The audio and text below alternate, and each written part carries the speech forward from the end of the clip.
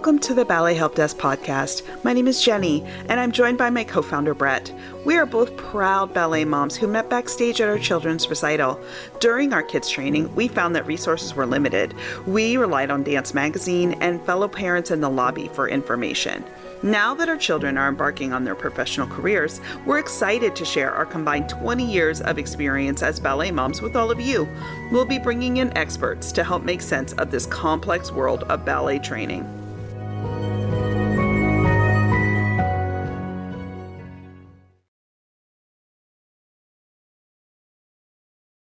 We have a very special episode today. We have just concluded our series on ballet competitions, and we received so many questions about some of the language that was used by our guests, such as potential and facility, and what that all means. So we decided to bring in an expert to discuss it. We have Francis Veyette with us today. He has had a wide and varied career in ballet, having been a principal dancer with Pennsylvania Ballet. In addition, he has worked as a teacher for many years and is the former director of Pennsylvania Ballet too. He and his wife Lauren Veyette are the founders and co-directors of Veyette Virtual Ballet School. Please know that we do discuss body issues, and Fran shared some very personal information about his own struggles. We hope you find this episode clarifying and helpful. Hello, and welcome back to the Ballet Help Desk. We are fortunate enough to be joined by Francis Veyette. He is a former principal dancer with the Pennsylvania Ballet, now better known as the Philadelphia Ballet. And he is also the co-founder, along with his wife, Lauren, of the Veyette Virtual Ballet School. So welcome, Fran, and thank you for joining us. Thank you very much for having me. I'm glad to be here. So we wanted to talk about a couple of things where we've gotten questions from a lot of our listeners over the last several months, specifically around things like potential and facility and all those other words you hear thrown around in the ballet world that nobody really understands what they mean. So I'd love to get started with the whole notion of potential. And we hear teachers talking about a dancer having a lot of potential, but what does potential really mean when teachers are talking about that? Obviously, it would vary a bit from teacher to teacher. Usually, it means some combination of certain physical attributes, then sort of certain mental attributes. Physical attributes meaning like, are they strong? Are they flexible? Do their feet point? Yeah, are they coordinated? Can they walk and chew gum at the same time? Being strong and flexible is only worth so much if you can't put all the pieces together. Can they jump? Do they have a natural turn ability? Or do they get really confused when they turn? Things like that. Often, certain people think of it mostly as their sort of genetic physical attributes, like hyperextended legs, hyperflexibility, hyperflexible feet, hyperflexible back, all of that sort of thing, as those tend to make what ballet considers to be more aesthetically pleasing lines, opposed to like the struggle harder to bend, to straighten their knees or point their feet and things like that. So that kind of facility physical attributes actually plays a lot into potential? Yes, it does. Well, I mean, it's interesting. There was a Disney Plus a little while ago did that series where they were following people at the School of American Ballet in New York. And they did one of those things where they went to a New York area elementary school and they were looking at the little kid. They were having this sort of open audition and stuff. And they would have them do these things where like a second grand plie, which shows the openness of your hips. And then they'd have them do like a little releve in first position. Lauren and I were watching it with Lauren's parents.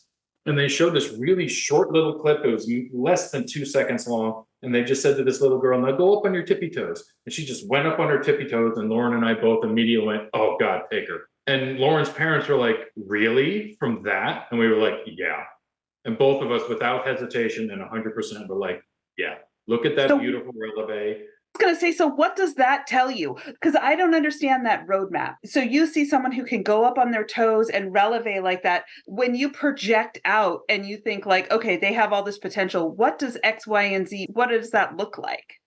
Well, she was naturally turned out. Now, turnout is obviously one of the defining characteristics of ballet. So if a kid is just sort of has that naturally versus so many of us that have to struggle and work, then less of their brain power is going to turning out. And her knees were like a little bit hyperextended. Her feet were very well arched. And all of that came out. And if I'm not mistaken, this kid was not had no prior ballet experience, that's the type of thing as a teacher, you can work for years to get someone to not even come close to what that kid did in an instant.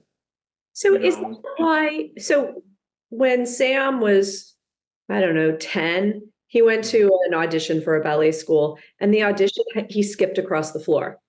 And he came out and he said, they didn't make me dance. They just had me skip and hop and do a couple of things.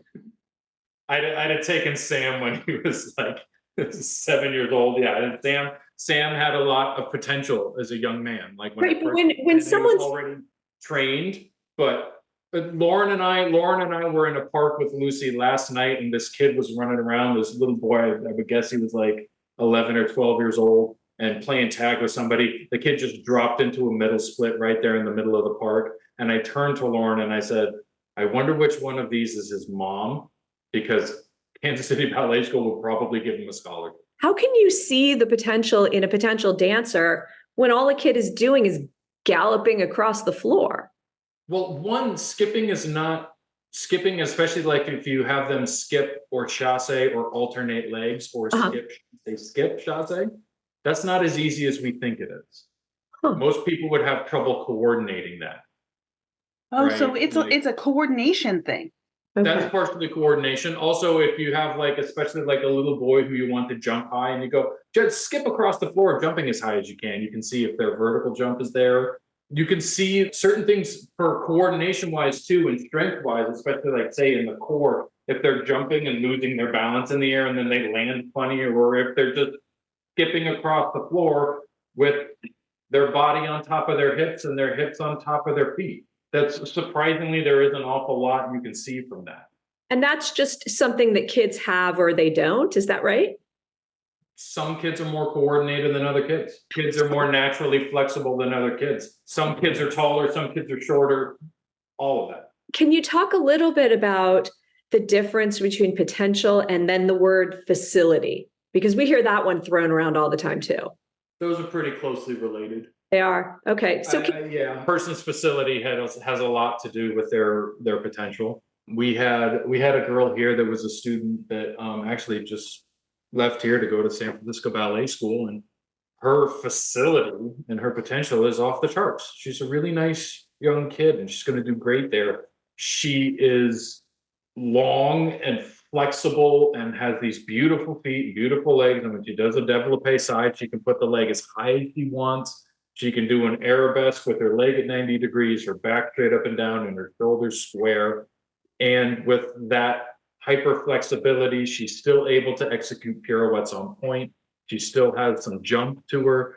And she and I talked multiple times about her sort of, because the last piece to me is your mental or emotional sort of potential. This is a very difficult thing, and being able to process constant criticism without being negative is a skill, a tool you have to sharpen as well. Yeah, I mean, a lot of a person's potential is tied to their facility, but also, a person's coordination and natural sort of movement quality, because try as you might, certain people with all the quote facility in the world might not have a natural movement flow to them, unless we forget this isn't a technical exercise, it's supposed to be an art form. That's a hard thing to account for. So certain other dancers might have less in terms of facility and still more in terms of potential because of the way they move. And also, to me, your work ethic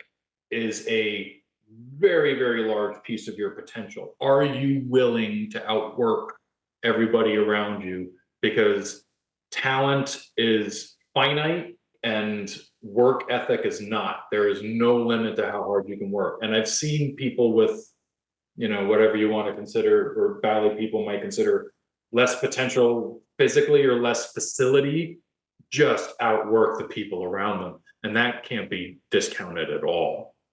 But then it would the old adage, of hard work beats talent when talent doesn't work hard. Well, what happens when you get talent and a work ethic?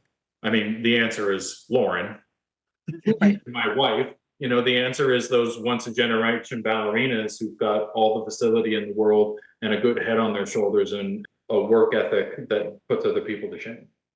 Is facility something that can be improved, or is that just something you're born with? Yes and no to a certain extent. Certain people are just born with tighter ligaments and tendons and muscles, and you can improve it. We had a kid that came to us at VBBS a very long time ago. One of our original kids, actually, that when we first started working together, she could not straighten her knees all the way.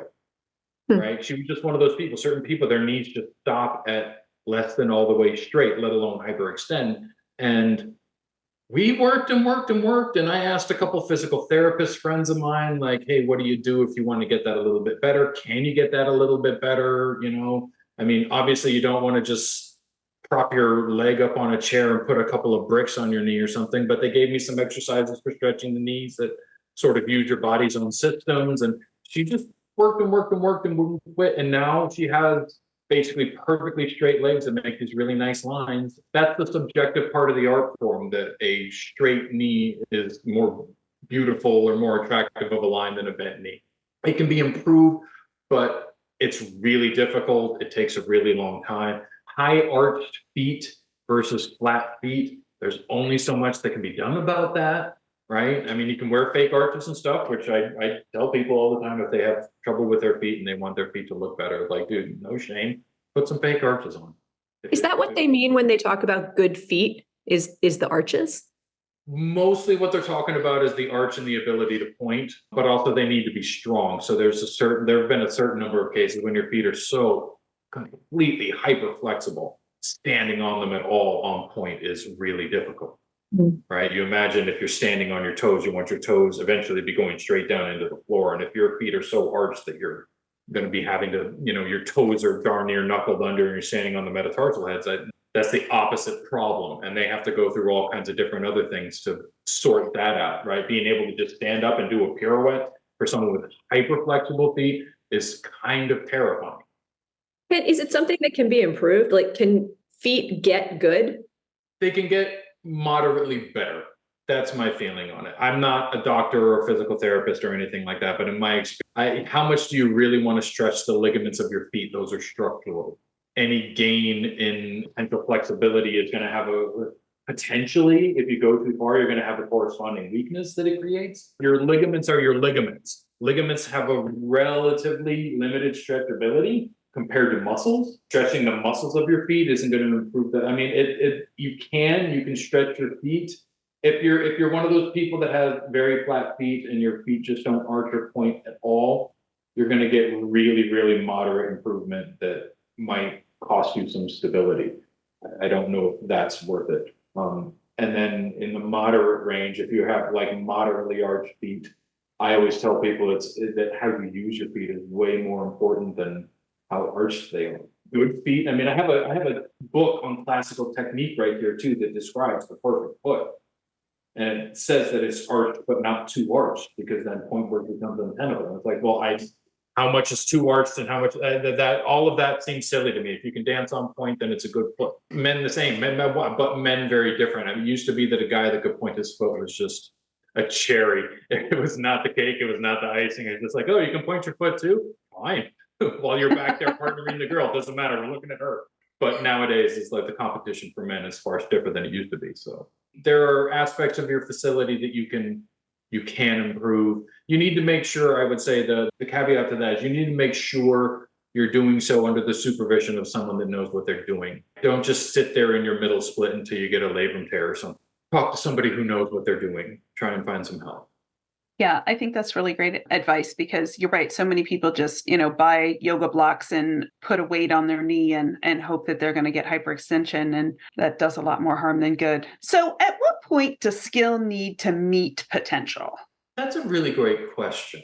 It's hard to say nowadays. Back in my day, I felt like it needed to meet it earlier, because I got into Pennsylvania Ballet before there was a second company. And at that point in time, ballet dancers didn't go to college. But now every place seemingly has a second company, and most places at this point below that have a traineeship.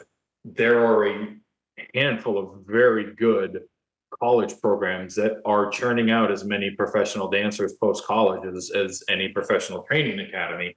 Age-wise, it's extended that, it's pushed it back. That has its pluses and minuses because despite how much we're learning about it, this art form isn't particularly good on your body. So it is a bit of a young person's game, which probably is also a controversial subject. I retired at 36 and I didn't have it anymore. You know, it had destroyed my knees and my back, and I hadn't taken care of myself the right way, I suppose. I don't know. But I knew I couldn't keep it up because I did not have the ability anymore. In terms of an age thing, you have a little bit more time now, but then that sort of pushes back your professional career if you continue training. But the good thing is a lot of the second companies are basically quarter ballet positions anyway, right? So they can perform with the company all the time. When does it need to be? Well, in your late teens, if you're going to go dance for a professional company, you need to have your skill set pretty well polished off at least a year before you decide to go do that. Do you think it's a little different for men and women because men do mature a little later? That is there a little bit more grace in there for especially men in like their later teens who haven't quite hit that? Is it more like, okay, we know you really have until you're about 21 to keep growing and all of that, whereas women, they're kind of done at 15 or 16. It is absolutely different for men and women. And, the developmentally, there's that for sure, but it's also somewhat their utility. I always tell my young men, if you can partner, you will be useful. If you can facilitate a beautiful ballerina, you have utility. A lot of guys' response to that is, well, I didn't get into this to be a crane. It's like, yeah, but a lot of those parts you want to dance have a pas de deux connected to it. Especially here in America, there are so many more women in ballet than men. There's a bit of a drought, I think, right now of young American boys and men that, like, come on, guys, listen to this podcast, get your butt in the studio. There's a bit of a drought of really great partnering in the ballet world right now. A competent partner is pretty great to have, and a really great one is a Rolls Royce of a luxury item. Everyone wants one, and there are only a few out there. Changes things for the men and the women.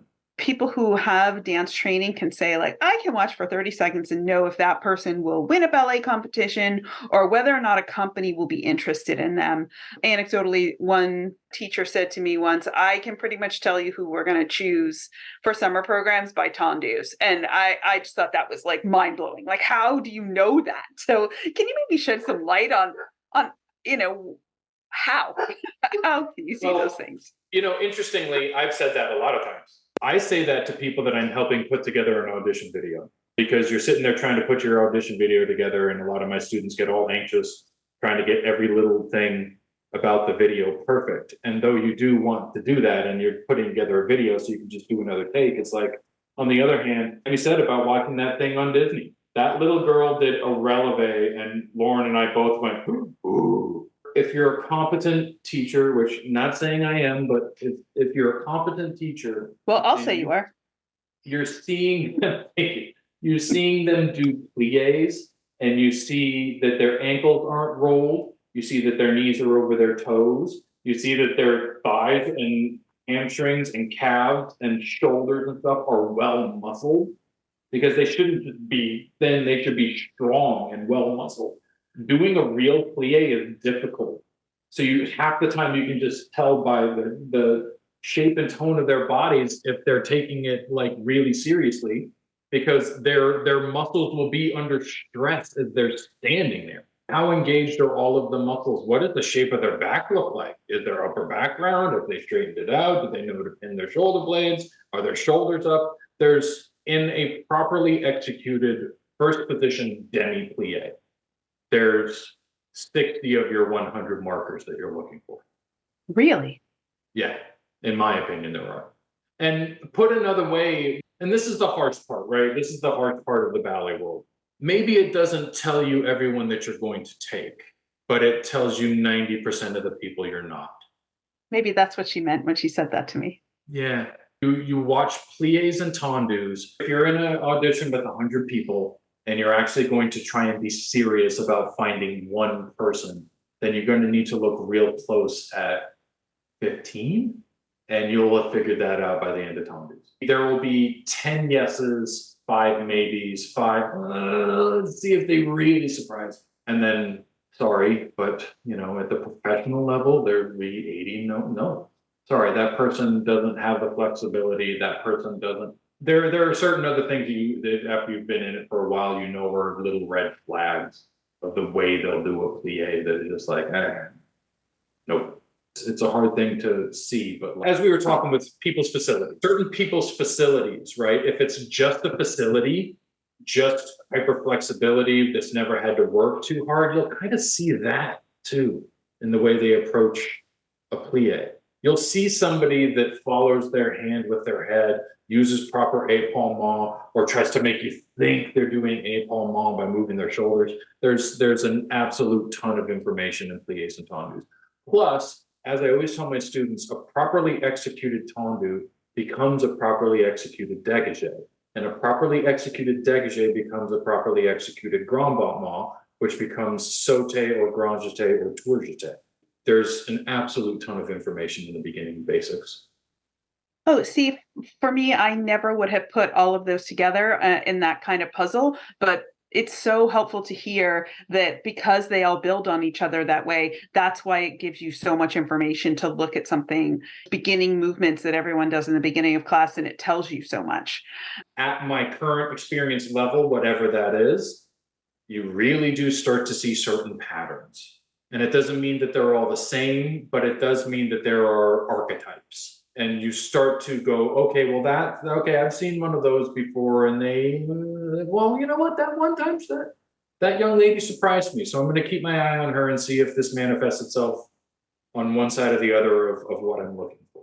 Speaking of that, and that's kind of a perfect place to intersect this, where how can you distinguish between whether a dancer just needs better training or they've really hit their ceiling in terms of potential? I would say that bad training is really immediately recognizable. You're open about the fact that your children are dancers and stuff. Yeah, right? yeah. We've been, and so, they have featured prominently in stories that we tell. So when we first did the first couple lessons that we did with your kids during COVID, we all got off the first lesson with them. Like my first lesson and Lauren's first lesson, we were like, Jesus, they're really good. They've all got a lot of potential and they're all really well trained. And what a blast this is going to be. Well, thank you. That's really nice. Bad training is really evident. And it's one of those things that you'll just see, like, why say, like, you'll be able to eliminate 80% of it based on the very beginning, because a badly trained dancer won't follow their port de bras with their épaulement. They'll sit there with their elbow drooped and their wrist drooping. Certain markers that you're just like, that's what I mean about the archetype. There's the droopy elbow. Someone didn't care enough to make port de bras a priority. And bad port de bras does not go with good technique. It just, like, someone that doesn't care at all about the arms, that's a really large detail. So certain things jump out at you and go, oh, there, bad training. So is that where you kind of look at that facility thing and you're like, okay, with a little bit of molding, we could take you and give, make you better. I mean, at what point is it kind of like, okay, well, they just can't do those things? Or, is it that they've had good training, and then you're like, okay, you just aren't executing properly? Like, can you tell the difference? I'm sorry, I know this sounds in the weeds, but for a lot of us parents who are non-dancers, like, I can't tell the difference. You can tell the difference somewhat. Whether or not they've reached their potential is that's the limit. I don't think that way, so it's hard for me to answer that. I know a lot of teachers that do think that way, and frankly, I think that's laziness. Okay. I think if you want to learn to dance, I'll keep teaching you to dance to the best of my abilities. That's our goal, or our bargain. If you show up wanting to work, then I will help you to learn and work. If you show up wanting to be lazy or something, then I don't, that's no fun for me. I have no time for that. You kind of think that you peak when you stop working.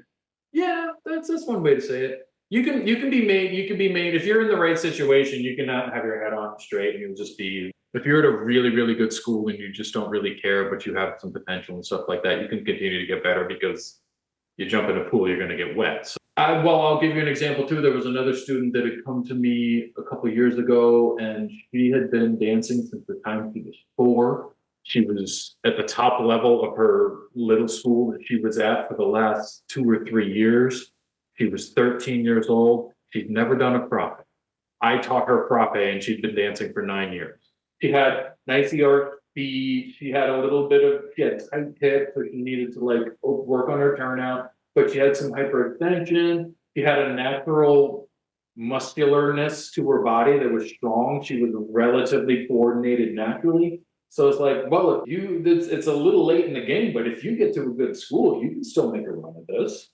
So working with her for a couple of years and stuff, and talking with her parents, she's now at a good school, and she's thriving, and she's gotten into summer programs she never got into before and stuff. So how do you know when they've reached their peak? Hard to tell. That one's way easier to tell on the negative side than the positive side. It's just there are certain people that you see and you're teaching, you're trying very hard, and you're just like, that person will never be able to do a middle split with what I am able to help them do. You know what I mean? They're going to have to, I don't know. I don't know who the guru is on being able to do your flexibility, but it's like, it's kind of a taboo body type, but we've been getting a lot of questions about it.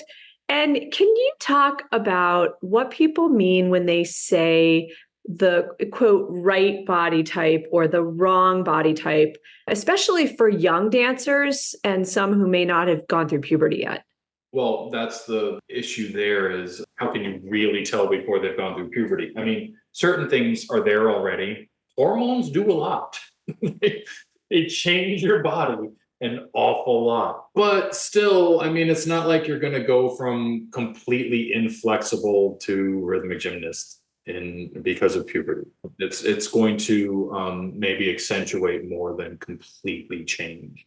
I had my feet, and Lauren had her feet from the time she was a kid until now, right? Lucy has this combination. It looks like a combination of Lauren's and my legs, and feet, which is a shame because really wanted her to just get Lauren's legs.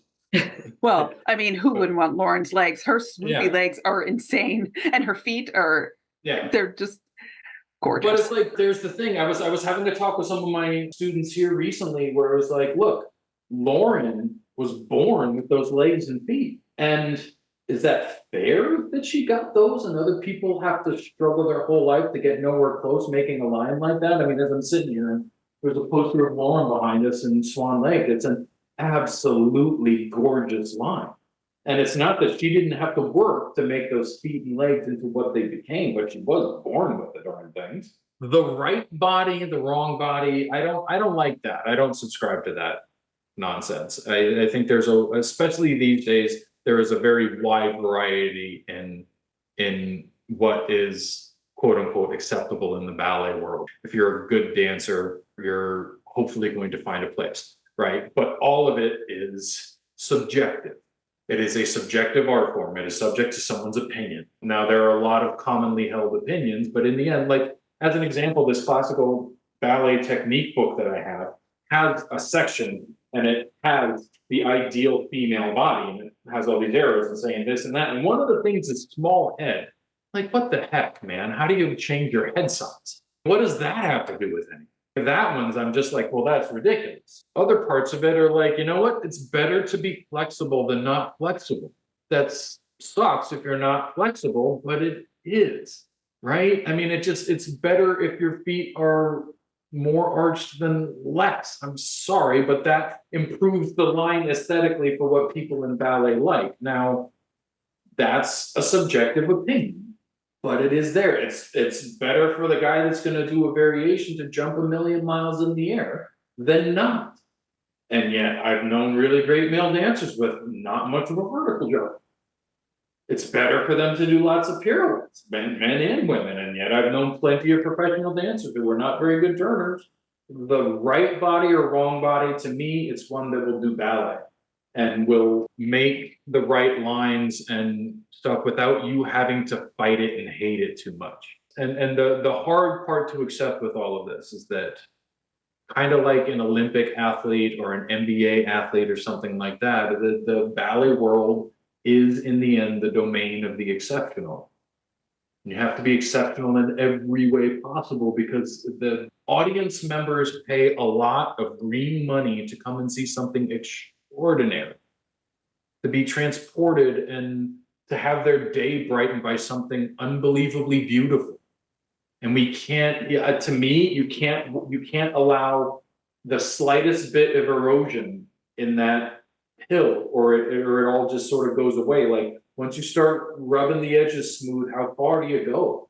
You know, it's supposed, like Lauren, my wife, was a very well-known dancer because she was extraordinary. She was amazing. You fell in love with her from the second you, I mean, obviously I did, but everybody did. From the second she stepped on stage, she could just walk from one side to the other and their jaws would drop. And not everybody had that ability. Right or wrong body, I don't know. One that is strong and flexible, not prone to injury, which also is not fair. Some people have almost identical facilities, almost identical work ethic, and one of them just spends half their career injured. Just can't handle the strain. So, you know, certain people have certain thoughts that they have on what the perfect body is. And yeah, to me, strong, flexible, coordinated, good work ethic. In terms of the body, like you need flexibility and coordination from. What shape that comes in, debatable. What do you think the real conversation we should be having about body type? Because in the past, it's been somewhat unhealthy in that there was an aesthetic where there was a thought that dancers had to be exceptionally skinny to the point where it was really affecting people's health. What do you think the conversation is that we should be having about this? Well, I think we should be having a conversation about how do I put this? Healthily maintain your optimum condition. I was not at my best when I was heavier. I had a lot of weight issues during my career. It was my number one issue, followed closely by an attitude issue that was kind of related to my weight issue. I've lost my job before because of my weight, and I almost lost it again another couple times at various points. I wasn't doing what it took to be at my best. That was the tough pill to swallow, because I had to look in the mirror after I lost my job. I think it was when I lost my job in 2003, not a single member of the company I was in, not my girlfriend, not my best friend, not my close circle of friends, not one single person told me that I was being held to an unfair body standard. Every single one of them said, "You're throwing it all away, young man, get your butt in gear. What are you doing?" I wanted to wallow and say that it was unfair, but the reality was I wasn't in my optimal condition. Now, that wasn't just a matter of get skinny. It was a matter of having to do a bunch of research on nutrition and having to find the right sort of diet, not meaning fad diet, but dietary habits that kept me at my right weight. It had to do with a lot of cross training, a lot of movement and stuff outside the studio, and a lot of looking at myself in the mirror and going, no, you need to be better. You can do better. And that the year that it was the maybe the worst actually wasn't the year that I got fired. And the year that I had the real final sort of turnaround, I lost 31 pounds in a season because I needed and I did not go to unhealthy weight. It was the best shape I was ever in. And it was the strongest I ever was. I was doing a certain weightlifting routine. I was lifting really heavy weights. I was cycling. I was dancing all the time. And I really managed what I ate. And that put me in the best physical shape and the longest prolonged period of injury-free in my life. It turned out when I worked my body the right way, took care of my body the right way, and fed my body the right way, that my body was healthier. This is a really strenuous activity. So if I were doing the same jumps over and over and over again with an extra 31 pounds on, my knees, my ankles, my hips, my lower back, all of that was under significant additional strain. Force equals mass times acceleration. You jump really high and hit the ground with a 30-pound backpack full of bricks on. It's a lot. Now, I don't want anybody listening to hear that I just got thin. I decided what it took for me to be at my best. And for me, I was getting stronger while I was losing weight, and that made me far healthier. My wife has had similar struggles, and she's been very open about it, so I think I can tell you this. I mean, and at a certain point, she was even struggling with that towards the end of her career when she was in Miami.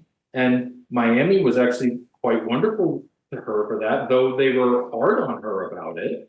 They also helped her get a nutritionist, and she worked with that nutritionist for months and did all this stuff and got herself back to where she wanted to be. I think nutrition is one of the most underrated things in the ballet world, because at various points we've all heard stories, and at various points even I, when I was much younger before I figured it out for real, did some pretty unhealthy things to try and get thin, and those were neither sustainable nor healthy. Like, dude, I had to do it so many times because it didn't work. The things that actually ended up working was wanting to be at my best. It was a mental / psychological thing, and I can't ever speak on anything like psychologically, except that I needed to have a mental and emotional change that preceded the dietary lifestyle change. I needed to look myself in the eye, tell myself I wasn't at my best, not I hate you, you're throwing it all away. Just like looking at myself like, is this your best? Or can you do better? And having to look at myself and going, oh, darn it, I can't. I can freaking do better than this. Well, that's going to be a lot of work. It's going to be a hell of a lot of work. Yeah, but everything you want is on the other side of that freaking work. Everything you don't want in your life is right here sitting in your lap, and all you got to do is nothing. And everything you actually want from this career is on the other side of that mountain of hard work and self-discipline. What advice do you have for parents when students are dealing with some of these issues? Be involved ahead of everything else. Talk to your kids about it, about what the stresses are. Advice for parents is a little rich coming from me. I have one daughter, she's 3. I haven't had to deal with a teenager that wants to go sulk in a room yet or anything. My parents were pretty involved in our involvement in the ballet world. Now that's different than being a hovering helicopter dance mom, right? Or anything, not to use a weird stereotype there, but like talk to the kids about what's going on. And you can help them better than anybody else decide if what they're dealing with is healthy or not. No one at the studio is a substitute for you. They need my brothers and I would have been nowhere without our parents. Yeah, we look at a lot of it as more information for parents, right? Advice you can take or leave, but here's information, like anecdotally, Abby has an incredibly flexible spine. She really struggles to find her core. It is something she works at constantly. And I gently remind her that Pilates and gyrotonics work better for her. When she does that consistently, she can find her core much more easily. But, she has the resources at her disposal, but I can only lead a horse to water. She is 18. She is now 2,500 miles away. So it is up to her to make those choices, but I'm here to listen. And if you've done it well, as you have, thank you. You trust Abby when she goes away. Because you've given her what I'm saying too is being involved, but don't do it for them. It's be involved, communicate with them and stuff like that, but let them try and fail and walk them through the failure. And by all means, don't tell them that it's not a failure. Let it be a failure so that they can learn from it. I mean, I think we're getting a little. I'm really hard on my students, and as soon as they do something that I don't quite approve of, I tell them instantly, and I don't pull the punch. I don't put it nicely necessarily, but we've also already have in almost every case, there is already an established trust that Mr. Fran wants good things for me. That's why he says that. Also, no, that wasn't good enough. No, better getting there, but no.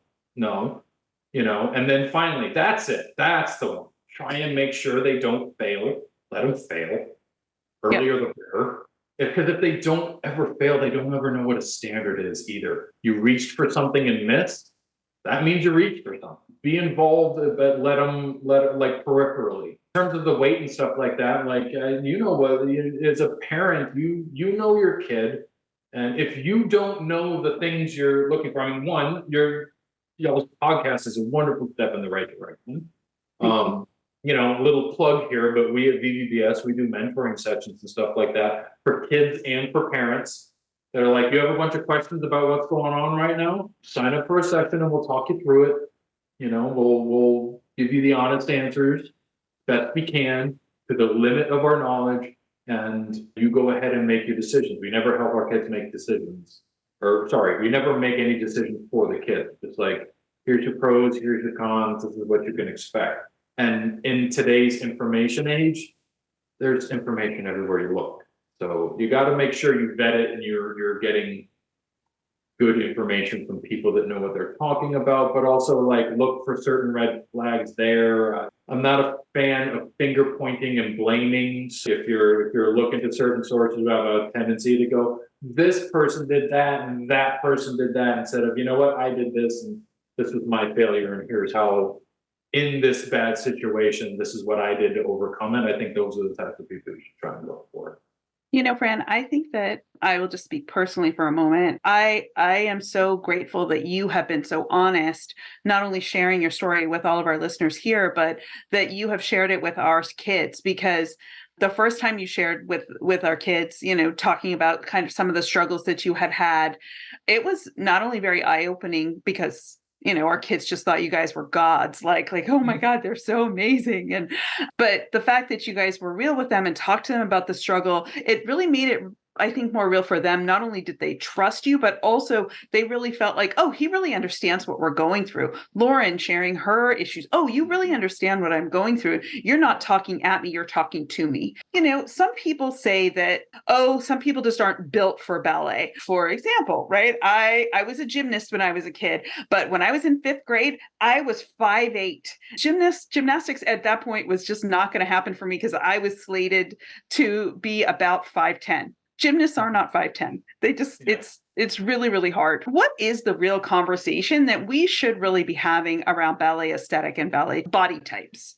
Well, it would be very similar to gymnastics, because does being 5'10" mean you can't do a flip?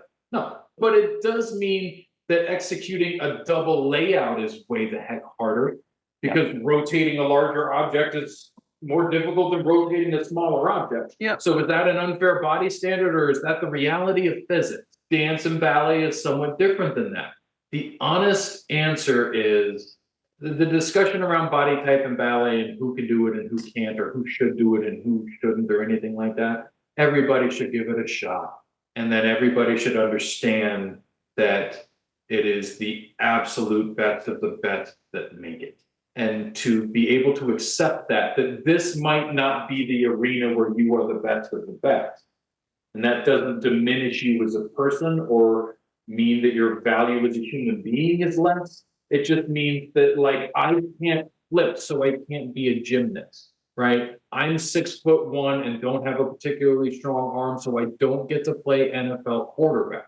It is a subjective art form that needs to be remembered, but the end result is, if you're going along in this art form and it doesn't look like you are going to be as successful as you want to be, I don't know what the answer there is, except to say there's value in not giving up, and there is value in walking away from something before it turns completely bitter. We have wonderful, gifted students around the country that won't make it, because the ballet world is an extraordinarily steep pyramid, and there is not room for everyone on top. Space on stage is finite. It is reserved for the best of the best. Who decides? Well, the people at the top, I'll grant you. There's not a lot of consolation in that. Deciding, like, well, and I'll tell you one other thing. I was doing a consult actually with a student that was a VVBS student, and she was at another school, and I shudder to say this tagline, but it was a relatively toxic environment. There were red flags. about things that they were doing and things that they were saying. And it was interesting to talk to her because, at one point I said, wait. What have you heard them say? Not what someone else said they said, but what have they said to you, or what have you actually heard them say? That, well, so and so said, no. You. What have they said to you? And that helped us filter through a bunch of the negativity to get to the core of things. But also at one point said to me, and she was upset, and she said, I mean, it's 2022. I think it was 2022 at that point, or 2021 or 20, it doesn't matter. She goes, let's say it was 2021. It's 2021, everyone gets to do ballet. And I went, hold it right there, young lady. You're smarter than that. If you are talking about recreation, or I want to dance, so I get to go take dance classes, and I want to love this art form, so I want to go see performances the same way that I go see the orchestra or go watch movies or anything else, then yes. Right. But you are a very talented, professional-oriented young lady. And I think you know that statement is untrue for people like you. Everyone does not get to do this because they want to do this, not at the professional level. And if that becomes the case, the art form will die.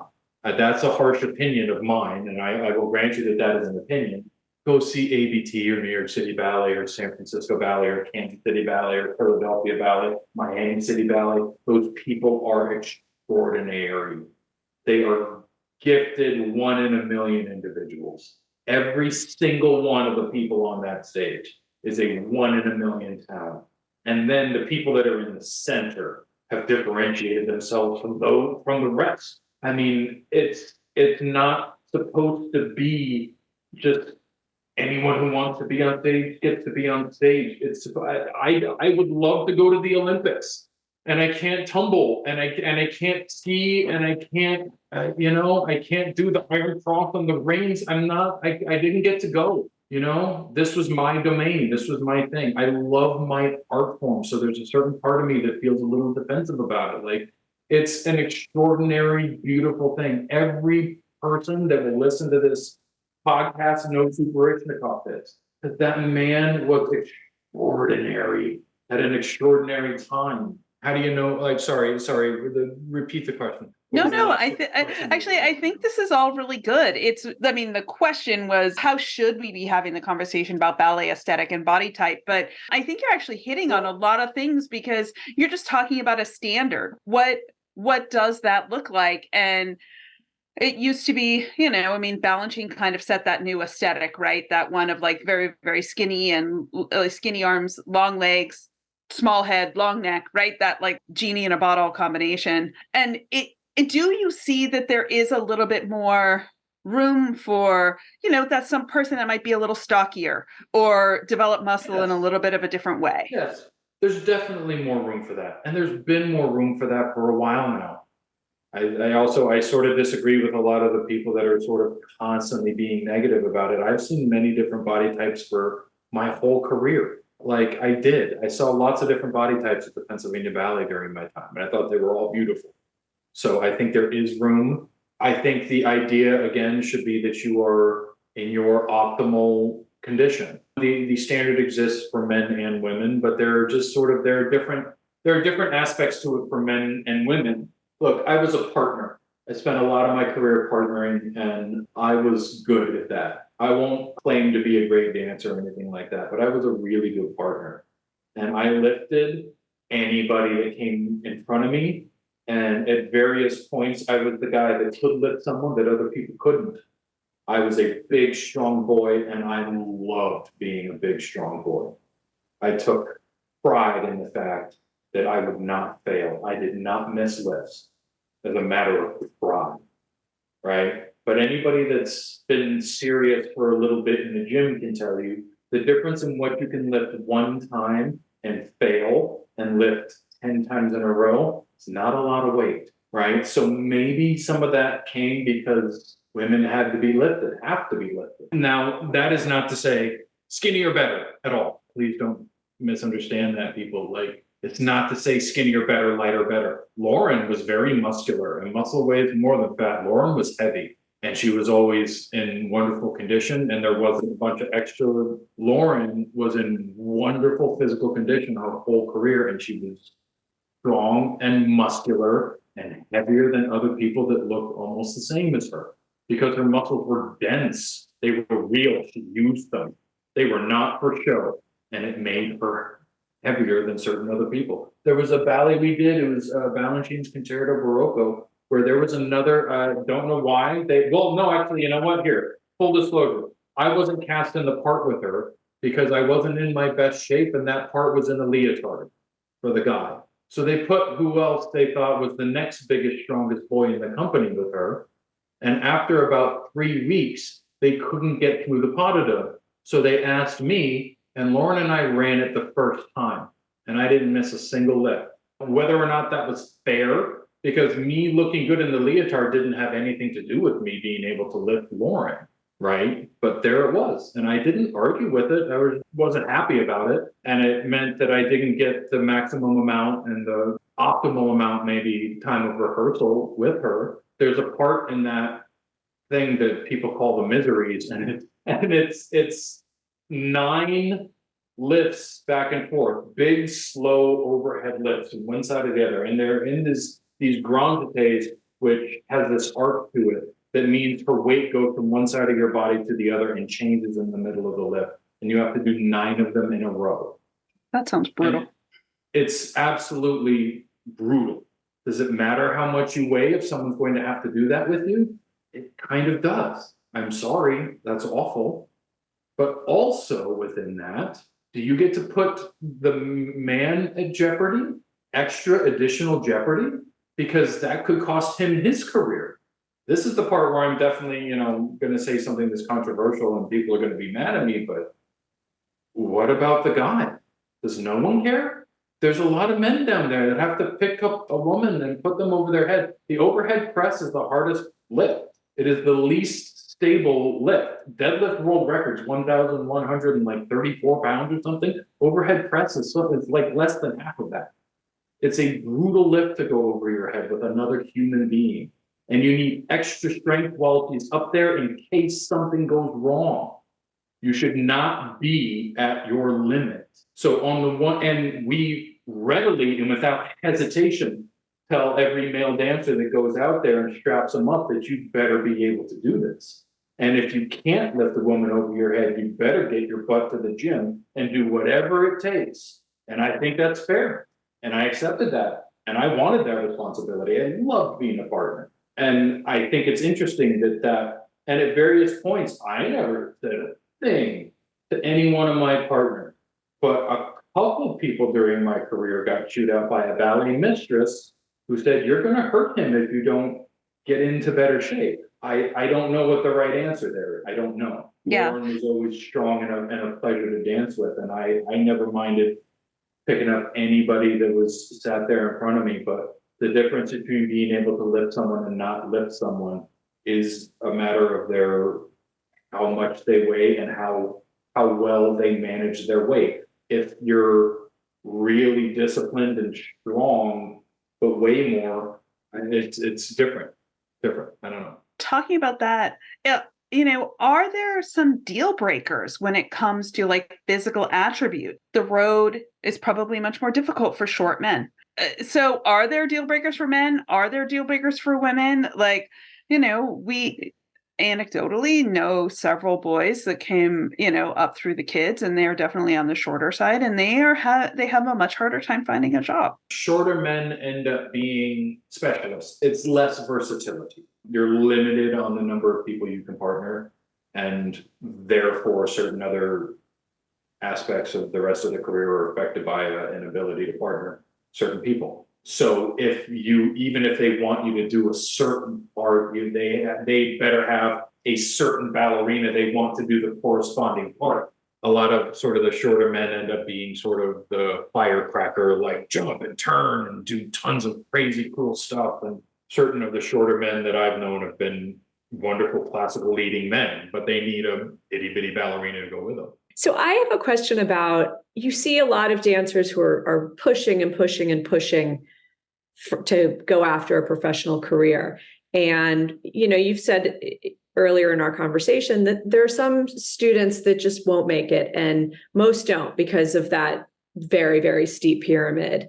At what point do you feel like a teacher has an obligation to tell a student that a ballet career is unlikely? We've actually heard of parents being told this, and it's a tough pill to swallow, but also you sort of wonder, like, are you getting good advice from those teachers? Obligation? At what point is it an obligation? Never. That's my feeling on it. I think certain people told that to, I think certain teachers say that too often and they've been wrong. We don't do that at BBBS. That's not a conversation I have with kids. I will be honest with them. It's like, hey, if I feel you've got a real uphill battle with this, like, I'll be honest with them about that. But it'll always be from the, are you willing to do the work to overcome this aspect, not the, you don't have any chance. So you would say instead of saying you really don't have a chance at having a career, you've got a lot of things you need to overcome, and it's going to take a lot of work. And usually if I were to have that conversation, it would be with a conversation with a person that is mature enough to understand, self-aware enough to understand, someone that were of a certain age and a certain intelligence level. I had a certain conversation with a student lately who he has probably, like, her feet just don't really point. And other than that, she's a really wonderful dancer, but she's got these feet. She knows it, and we were talking about it, and I was really honest with her about it. And I was like, but if you find someone that doesn't care about that, then off you go. And maybe there's someone out there. I used to think that certain people were just destined to be. And then I became a professional. I went, oh no, I just have to convince that guy that I'm worth it. All the rest of it, every other person in my career leading up to there that told me I was going to be a star or not, were irrelevant. I had to convince that director in this moment that I'm worth it. And if you can, you're successful. And if you can't. So, but along the way, as students are growing up, like one thing we did with Sam is when he told us he wanted to dance professionally, we started going around and asking people, like, is this kid any good? Like, does he have what it takes? Yeah. When you are giving advice to students or to parents, where can a dancer go to get a frank assessment? Because I've always felt like for us, we didn't want to just ask one person. We wanted multiple perspectives, because we heard it wasn't that we were asking, does Sam have the potential for a career? It was more like, what does he need to do to get there? And you would hear different things from different teachers, and they were all valuable. But what advice would you have for parents and for students on how they get that frank, honest feedback about where they fit and what their path looks like? I think you need to have established trust with a teacher that you think has your child's best interest at heart. I think what you're talking about with finding multiple people to ask is a good idea too. You can kind of take the aggregate answer. If you don't feel that that teacher has your students or your child's best interest at heart, don't ask that teacher, because they will just give you the version of it that they want to give you. But if you feel like that person actually cares about your kid, then go ask them, because there needs to be a certain amount of expertise. So check the person's history, if you will, like, were they successful in this? Because, if you ask me whether or not your kid has what it takes in gymnastics, I could tell you my opinion, but wouldn't be an expert's opinion. In this domain, I have a bit of expertise, I suppose, so I could spot certain things and give you. The thing to remember was that all anybody could ever really do for you is tell you whether or not they had the capacity or the potential, right? Guaranteed results, there aren't any. So that sucks for a parent who is about to spend a lot of money, on something that might never pan out. That being said, they will learn valuable things doing ballet. Yeah, but I think that is true. Ballet dancers, they always make like the best employees anywhere, just because delayed gratification and hard work and determination and all the things, right? But ability to repeat mundane tasks. That is real. Are there some indicators though? Everybody wants to read the tea leaves. Does it matter if you got into top, summer intensive programs, if you got scholarships? Are those kind of indicators that give you maybe, okay, my kid maybe has like some potential, some facility, and if they work really, really hard, maybe they could have potential that way? Are there indicators that way, or is it? Yes, absolutely. I mean, if they're doing auditions for the major programs and they're getting into all of them, pretty strong indicator. If they're getting scholarships on top of that, even more so. If the New York Yankees think you can pitch, you can probably pitch. So yeah, there are definitely indicators all along the way. And on the more negative side, if you're not getting into any of the summer programs that you want to get into, and then you're not even getting into your second, third, fourth, fifth choices and things like that, well, there's an indicator there as well. You can ask, again, teachers that you trust, because I think then certain other people, like if you do or don't get into a program, people sort of, you audition for SAB and you didn't get in, and then you go, well, why not? I demand an answer. Well, they've got thousands of people that are auditioning this week and they don't owe you an answer at all. You wanted in, you didn't get it, they owe you no explanation. But if you have a teacher you trust, and you kind of keep getting similar results. That one is even a little risky, just because I also had another student recently who had a couple of years of real disappointing audition season. And then she called me over the summer to say, hey, I just got offers from 2 places that had rejected me last year. So there's like, on the one hand, you go, oh, well, if you're not getting in anywhere, just quit and give up and go home, But like, on the other hand, freaking tenacity and hard work served this young lady very, very well. But yes, there are markers. They're getting into all the major programs and everybody likes them. Like if you're the mother and you go take class someplace sort of random, and suddenly the teacher of that class at a random studio saying, if they came here, we could do this and this and that for them. Probably an indicator. If you go take class someplace random and they go, thanks for stopping by. Probably an indicator. You know what I mean? That's the same with everywhere else. Like if you're really brilliant academically, colleges will be interested. Well, your student needs to figure out where they fit, right? So just because they're not getting into the top summer programs doesn't mean they can't go to a smaller summer program and continue on that path and have a perfectly good career.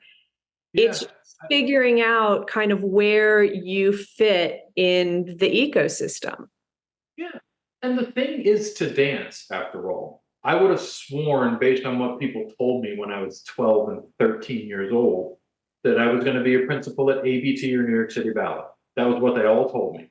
And never even got into either one of those companies. And I did an audition for City Ballet at one point, but I never really particularly tried. Danced in Philly. I love dancing in Philly. When I got fired and I went to came and danced here in Kansas City for a season and a half, and all I could think about was getting back to Philly.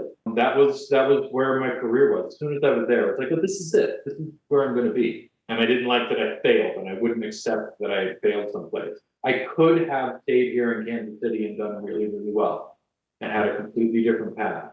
But that would have allowed the failure to me, and I didn't like it. It wasn't that I hated dancing here or anything. It was just like, no, I tried and failed there, and I don't like that. I'm going to go back until it's a success. Fran, I so appreciate your candor, because I think you are really the perfect person to clarify so much of this for people, because when you're very, very honest, and also, you have not had the charmed career that others have, or if people looked at your career from the outside, they would say, oh my gosh, well, he had everything. He was a principal dancer, and not realizing that there were really some pretty rough patches, and the mental work you had to do on yourself in order to realize the goals you set for yourself.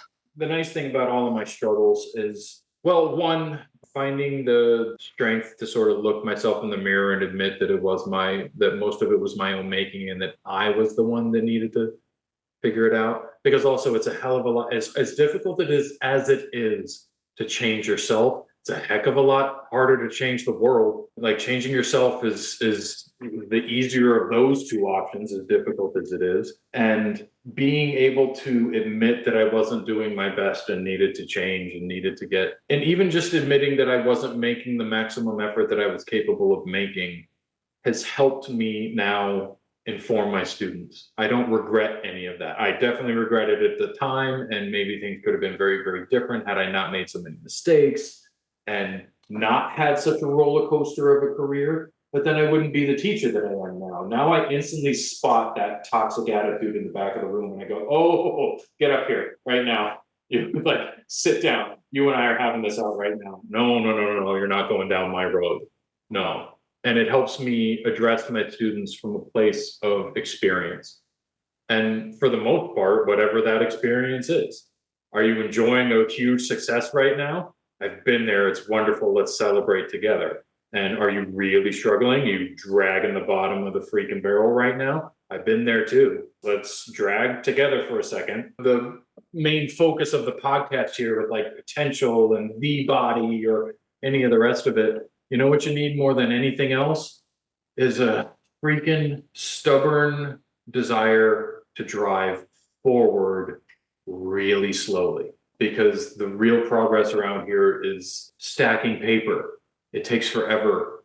It's really difficult. It's a grinding process, and you need a thick skin because you are going to be criticized at every step of the journey. That is integral to the art form. It is how we get better. You're going to go to the call sheet at the company when the cast list comes out for whatever the next ballet is. And even when you're a principal dancer, you're going to be disappointed more than you are happy. And it happens multiple times every year. And then you're going to have to go to a costume fitting for that part you're not even particularly thrilled about dancing.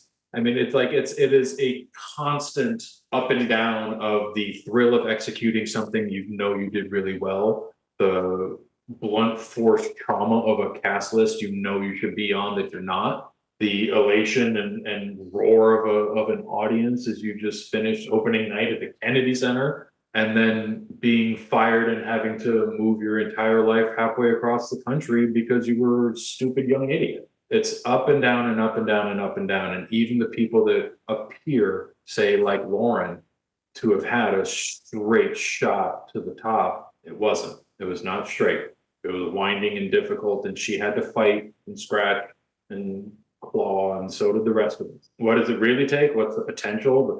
Dude, you got a good head on your shoulders. You're ahead of the field, you know. And yeah, there are other physical things that are important, but a willingness to fight. My kids know if I call them a fighter, that's about the biggest compliment I can give them.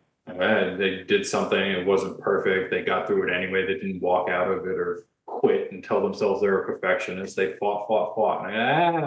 There you go, fighter.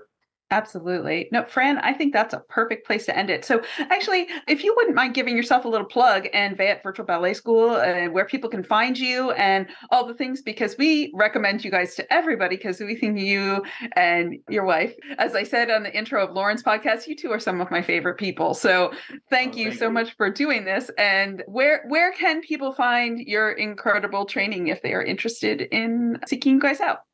We are at VeyetteVirtualBalletSchool.com. We have been there for a while. Lessons are available, group lessons, mentoring sessions, which is just another way of sitting and chatting. It's me and Miss Lauren, and we have a wonderful teacher, Deanne Petrushki, that works with us right now too. That I always try and make sure that I don't tell her this means she only works with this, but she's so gifted with the youngsters.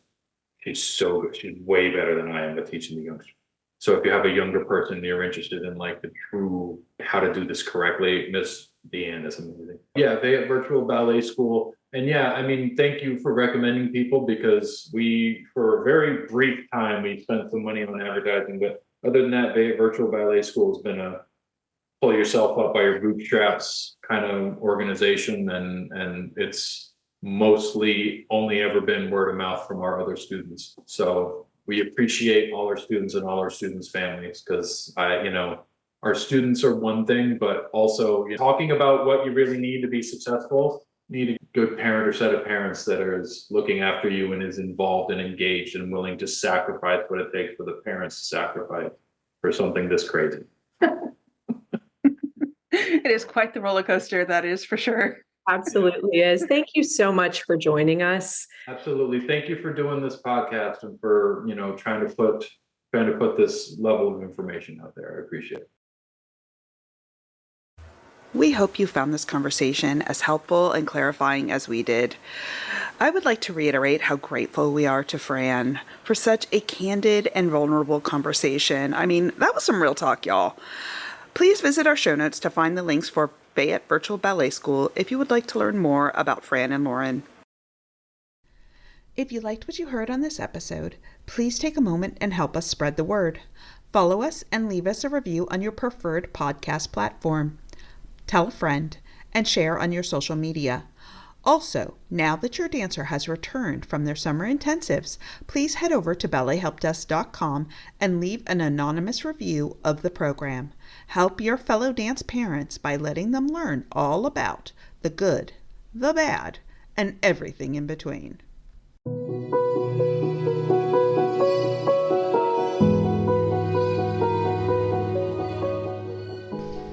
To stay in the loop on all of our latest content, subscribe to our newsletter at ballethelpdesk.com and follow us on Facebook and YouTube. Until next time, have a great day.